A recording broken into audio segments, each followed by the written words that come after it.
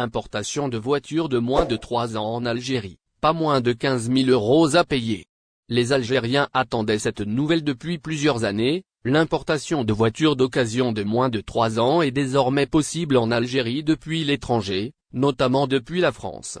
Cependant, le coût de cette opération est une question cruciale pour les intéressés. Les textes d'application régissant cette importation ont été publiés dans le journal officiel numéro 11 du 22 février dernier, suite à la signature du décret exécutif par le Premier ministre Ayman Ben Abderrahmane, qui fixe les procédures et les conditions d'importation des véhicules de moins de 3 ans. Ce projet a suscité l'enthousiasme des Algériens qui attendent impatiemment d'acquérir des voitures. Le marché français est le choix le plus judicieux étant donné que la majorité des voitures importées en Algérie proviennent de ce pays. Le quotidien Ennar a consulté les prix en euros des voitures de moins de 3 ans sur un site de référence français et les a convertis en dinars algériens, avec un taux de change de 1 euro pour 220 dinars algériens sur le marché parallèle, sachant que les futurs acheteurs ne pourront pas acquérir les devises nécessaires pour payer ces voitures auprès des banques et devront se tourner vers le marché noir, même si cette pratique est illégale. En se référant à un exemple concret, le média arabophone a mentionné le prix de la Renault Clio VR S-Line datant de 2021, proposé à 22 490 €, soit l'équivalent de 484 millions de centimes, ainsi que la Renault Clio 5, immatriculée en 2021, proposée à 15 200 €, soit 334 millions de centimes. En outre, le quotidien a mentionné la Mégane 4 immatriculée en 2020, dont la valeur s'élève à 16 700 €, soit 367 millions de centimes, en se basant sur le taux de change actuel sur le marché parallèle. Importation des voitures de moins de 3 ans en Algérie, des exonérations au programme. Pour rappel, l'importation de voitures d'occasion est réglementée par des procédures et des conditions simples, visant à éliminer la bureaucratie. Selon l'article 110 de la loi de finances, une exonération de 80% des droits douaniers est prévue pour l'importation de voitures électriques de moins de 3 ans, tandis qu'une réduction de 50% des tarifs douaniers est prévue pour les voitures à essence d'occasion de moins de 3 ans. Le décret exécutif numéro 2374 du 20 février 2023 fixe les conditions et modalités de dédouanement et de contrôle de la conformité des véhicules de tourisme et utilitaires d'occasion acquis par les particuliers résidents, comme précisé dans le journal officiel numéro 11 du 22 février 2023. En somme, les Algériens peuvent désormais importer des voitures d'occasion depuis l'étranger, notamment depuis la France, moyennant des procédures et des conditions simples. Les prix des voitures de moins de 3 ans ont été consultés sur un site de référence français et convertis en euros et en dinars algériens. Scandale à l'aéroport d'Alger, un Algérien de France bouscule les voyageurs. La sécurité des voyageurs et de leurs bagages est une préoccupation majeure pour toute personne qui voyage.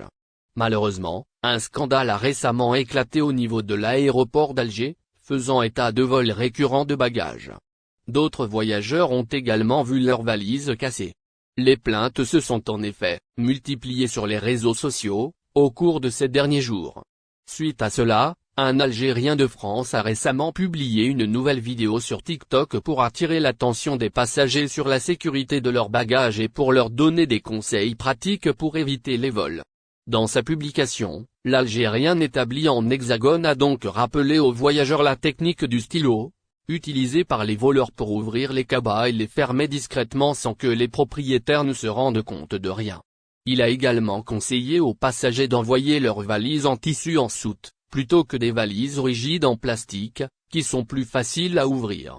Pour étayer son argument, il a même effectué une démonstration, en sautant carrément sur sa valise en tissu, pour montrer sa solidité. Il a affirmé avoir recours à cette technique, tout en emballant ses bagages avec du papier cellophane, lors de ses propres voyages et n'avoir jamais vu l'une de ses valises cassée. Ces conseils pratiques peuvent aider les passagers à mieux protéger leurs bagages et à éviter les vols. En effet, les valises en tissu sont plus difficiles à ouvrir sans être détectées, car elles ne produisent pas le même bruit que les valises en plastique rigide.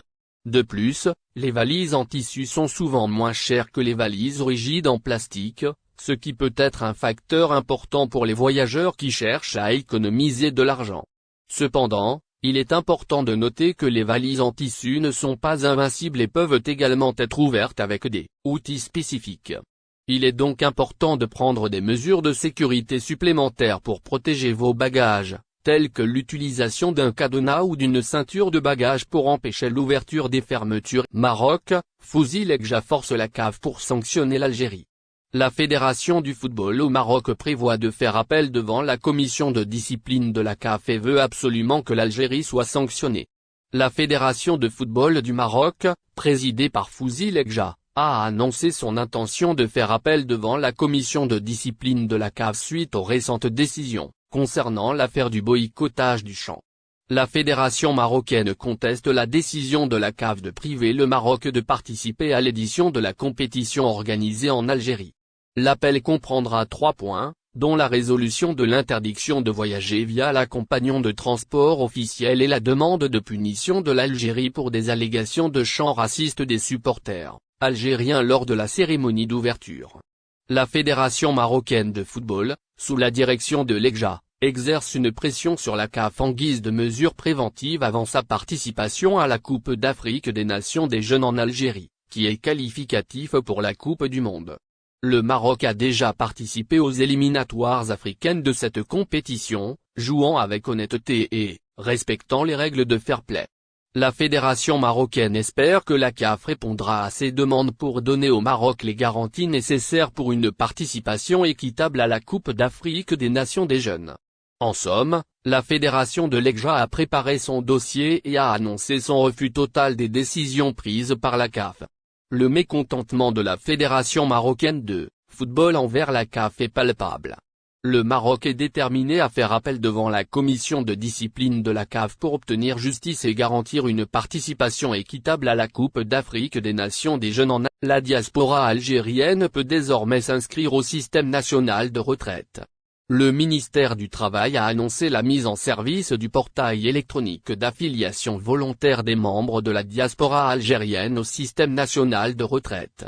Cette plateforme, accessible via le lien www.teledéclaration.cna.dz, permettra aux Algériens résidant à l'étranger de s'inscrire volontairement au système national de retraite. Cette initiative répond à l'engagement numéro 51 du président Abdelmadjid Tebboune qui vise à protéger la communauté nationale à l'étranger et à promouvoir leur participation au renouveau national. Le ministère du Travail a souligné que cette procédure était une dédicace à cet engagement. N'oubliez pas abonnez-vous à notre chaîne Olive News et activez les notifications pour recevoir nos publications en temps réel.